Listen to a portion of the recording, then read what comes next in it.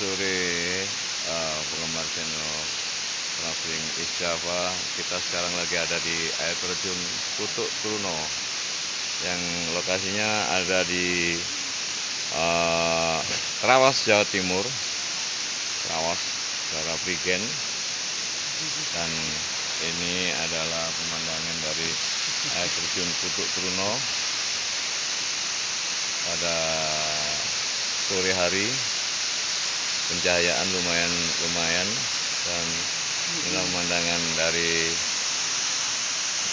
air terjun Putuk Truno yang ada di Prigen.